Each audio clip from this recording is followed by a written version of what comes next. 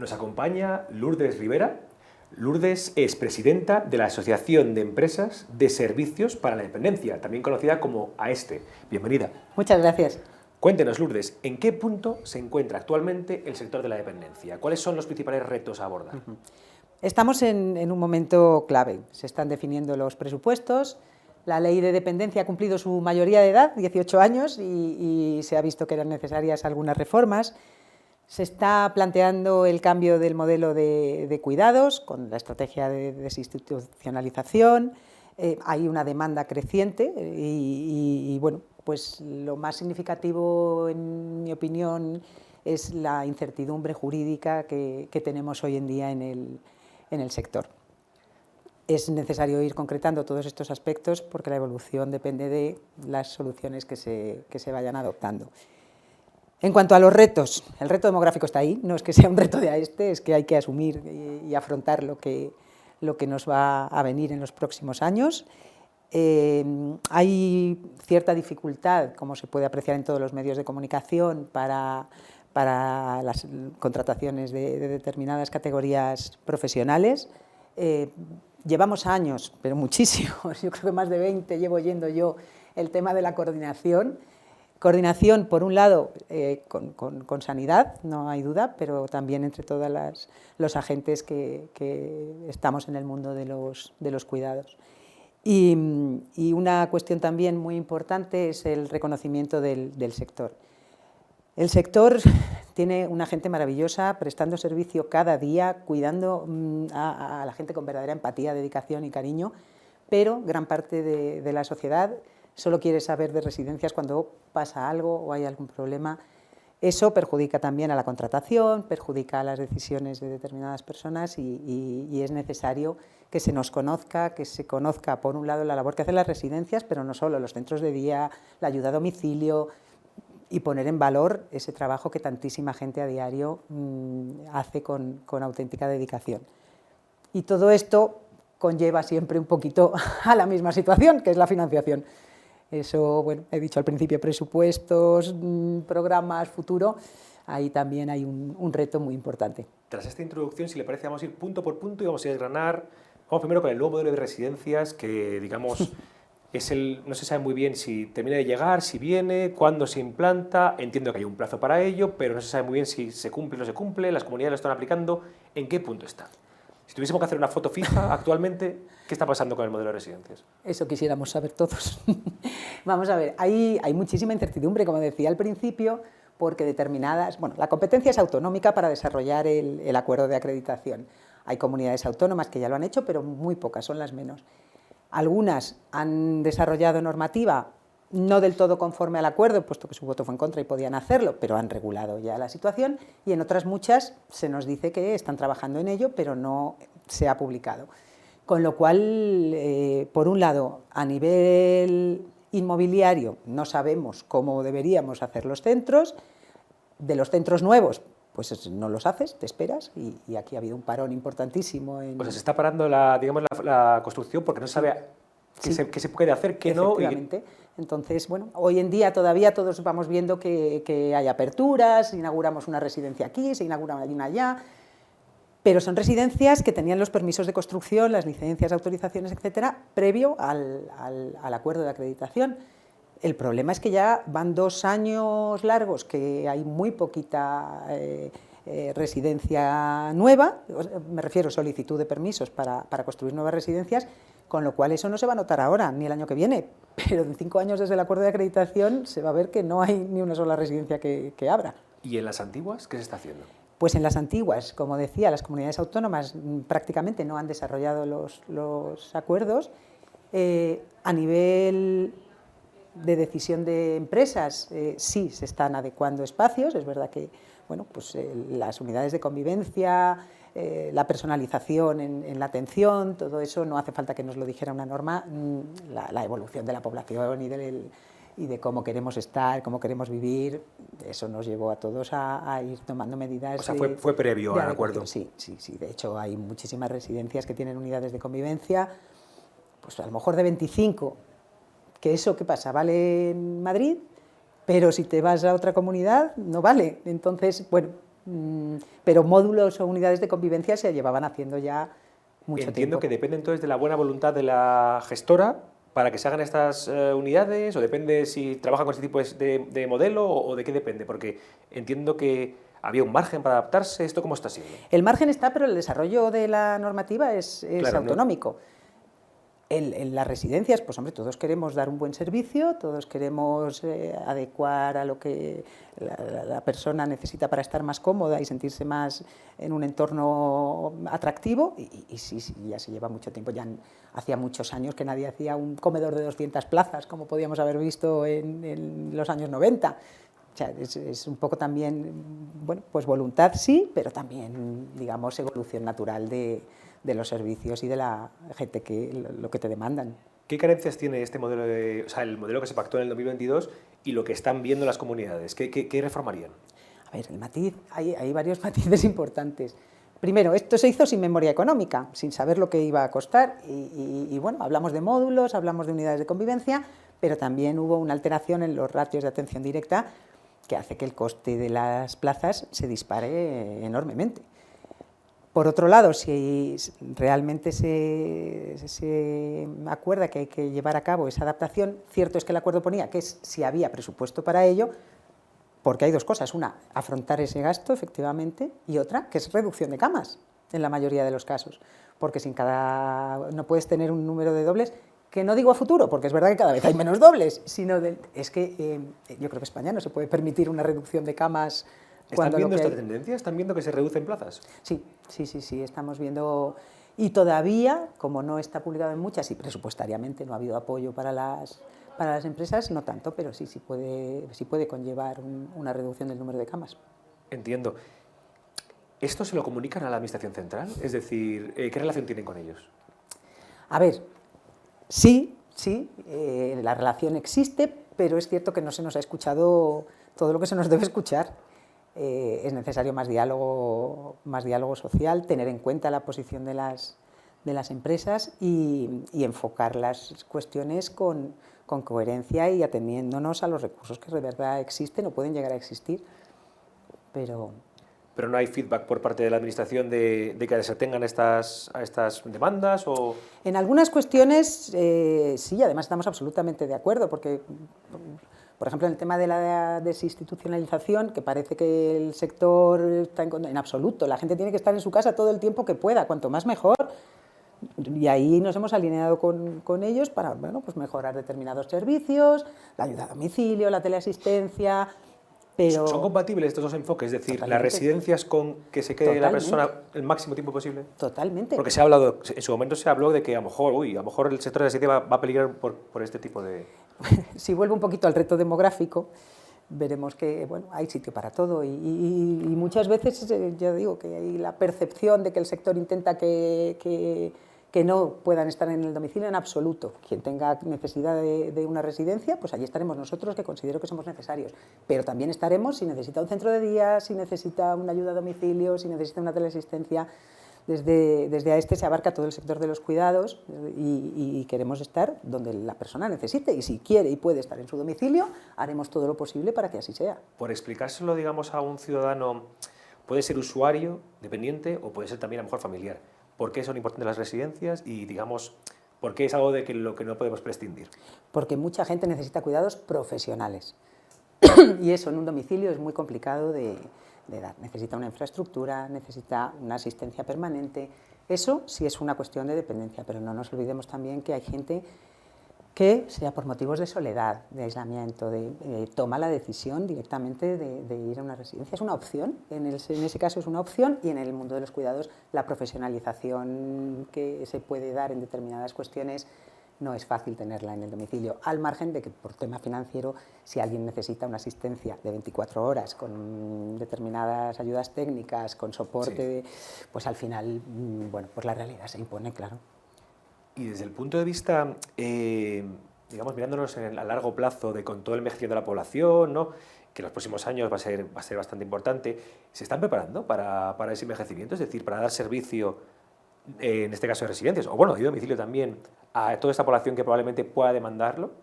Pues eso es un poquito lo que hablábamos del reto demográfico, claro, y de la ¿Tienen previsiones, por financiación y ejemplo, la de estrategia. cara a 10 años tenemos que construir X para dar este servicio, ¿no? Efectivamente, hay un volumen de camas que se estima por determinados estudios en unas 85.000 que faltarían ya casi, con lo cual sí, bueno, camas y determinados servicios. Pero claro, volvemos a lo mismo, con esta inseguridad de saber cómo se va a afrontar, cómo no. Y luego lo que está clarísimo es que la parte pública no llega. Entonces, o buscamos una coordinación y una intente, o lo veo complicado. Lo vemos complicado, no es que sea ya una opinión particular, esta es compartida por el sector. Y teniendo en cuenta todo esto, ¿son rentables los cuidados? Es decir, rentables en ese sentido. ¿Es un sector de interés para inversión? Porque entiendo que para construir y para ponerse a dar servicio, ¿no? Por lo menos por la parte privada, bueno, por la parte pública haría falta financiación, pero por la parte privada hace falta, digamos, inversión, ¿no? O que sea un sector interesante. ¿Lo es? Es un sector necesario, es un sector que si tienes una garantía jurídica, bueno, pues oye, es atractivo, pero es un sector de personas. Y de personas me refiero no a que los clientes, que es un término que no usamos, sean personas, sino que es mucho más que una cuestión económica. Es una decisión de afrontar una actividad que tienes que involucrarte, que estar día a día atractivo en ese sentido. Te tiene que gustar, pero muchas veces lo decimos entre los compañeros del sector, unos se van, pero oye, que terminamos volviendo, que vamos, que venimos, o que nos quedamos. Yo, por ejemplo, bueno, pues en AESTE hay varios de mis compañeros o yo misma, que son 20 años lo que llevamos en el sector, y a pesar de las inconvenientes, los problemas, es muy humano y bueno, pues tiene su atractivo para según quién. Y entiendo que también es un sector que para el usuario supone, o sea, los servicios que se prestan suponen un coste elevado. ¿Cómo puede pagar a día de hoy un pensionista un servicio, digamos, en el domicilio o en una residencia? Digamos, el coste real, o sea, sin la ayuda del Estado. ¿Es factible con las pensiones que hay actualmente? Las pensiones medias efectivamente no cubren determinados servicios, pero bueno, con la parte de las prestaciones vinculadas, las plazas públicas, las plazas concertadas, efectivamente hay un problema hoy, pero hay una cierta cobertura. Donde sí vemos que, bueno, hablábamos al principio también de la posible reforma de la ley de dependencia, es en el tema de las valoraciones, los plazos. Muchas veces vemos en prensa, llevaba 2 años en lista de espera para la valoración. Bueno, hay comunidades que lo han solucionado, otras no tanto, pero sí que hay que reformar el sistema que está previsto para que la gente tenga más acceso a ese tipo de servicios. Y en el 100% privado, es decir, si una persona quiere costearse esta plaza, pero con su pensión no le da, ¿qué opciones existen? Bueno, muchas veces hay soporte familiar o bien hay empresas que les gestionan, muchos tienen vivienda en propiedad, gestionan el alquiler de la vivienda para poder hacer frente. Existen las hipotecas inversas, existe... ¿Y eso se está dando? O sea, ¿es común encontrarse con estas situaciones o no tanto? No tanto como yo creo que a medio plazo habrá todavía, porque esto sí que es opinión particular, la mentalidad de la gente que hoy está en residencias era pues de ahorro, otro tipo de circunstancias, y hoy por hoy yo creo que bueno, pues tienen una capacidad económica en muchos casos para hacer frente al diferencial. No digo a todo, bueno, a todo puede ser, pero yo creo que o se soluciona o a medio plazo eso sí que va a ser un problema también. Uno de los retos del sector que hemos hablado antes era la profesionalización, es decir, o sea, que los trabajadores y las trabajadoras estén, digamos, muy especializados en los cuidados. ¿Qué se está haciendo para lograrlo? Y también, ¿cómo se está consiguiendo encontrar a todos estos trabajadores para dar este servicio, ¿no? Que cada vez se incrementa? Hay cierta dificultad. Y lo que sí que se ha desarrollado muchísimo, ya te decía antes, yo hace 20 años que trabajo, más de 20 años que estoy en este ámbito, es en la formación. La formación, los procesos, la especialización, eso a nivel de cuidadores, auxiliares de clínica, gericultores, técnicos de atención. Luego ya hablamos de la parte de otras titulaciones, pero hay un acceso a formación. Ya no hablo de una titulación como tal, que existe, sino constante reciclaje y motivación para continuar. Los trabajadores, digamos, de hoy en día, comparado con los de hace 20 años, están mejor formados en las residencias. Sí, porque tienen bueno, un acceso a la formación mucho más directo, inmediato. También bueno, pues el mundo online nos ha dado una posibilidad importante de desarrollos. Y luego, bueno, pues todas las empresas y el sector, esto también, una parte por normativa, pero otra por organización, Se han elaborado muchísimos procesos, protocolos, se coordinan las actuaciones, están, bueno, pues ahora ya mucho más regulado. En la mayoría de los casos las residencias cuentan con certificaciones de calidad, con la ISO, y ahí también se analizan los procesos, las opciones de mejora, las no conformidades, con lo cual, bueno, pues ahí sí que vemos... Y otro reto del sector respecto al personal era, por una parte, las ratios de personal, entiendo, ir aumentándolas, y por otra parte también el tema de las condiciones de trabajo, es decir, sueldos, más con todo el tema de la inflación que ha habido. Esto que se está haciendo, o sea, a nivel de ratios, ¿cómo se puede progresivamente aumentar las ratios? Como se pactó, por ejemplo, en su momento con el acuerdo, ¿no? O sea, ¿esto qué se puede hacer? Nosotros estamos totalmente de acuerdo en que hay que ver cómo mejorar las condiciones de los trabajadores. ¿Qué ocurre? Que mucho está vinculado al sector público, me refiero por concertación de plazas, y luego pues hablábamos del precio. Al final, bueno, pues hay que equilibrar las cosas, no ya para un beneficio, sino para poder gestionar... O sea, entiendo, más personal tendría que ser mayor coste. Para las personas, con lo cual ahí sí tenemos un problema importante. Entonces, esto depende mucho también de la financiación pública. Efectivamente, porque hay muchas compañías o empresas que van muy vinculados al sector público, con lo cual entre la ley de desindexación, que para nosotros es un auténtico problema, no sé si quieres que entremos un poquito, sí. Pues a ver, la ley lo que establece es que los contratos que sean plurianuales no tienen revisión de precio, con lo cual, claro, los convenios suben año a año. Cuando tú presentas una oferta y con ciertas plazas en 2022, estás arriesgándote que 2027 vaya sin una sola actualización.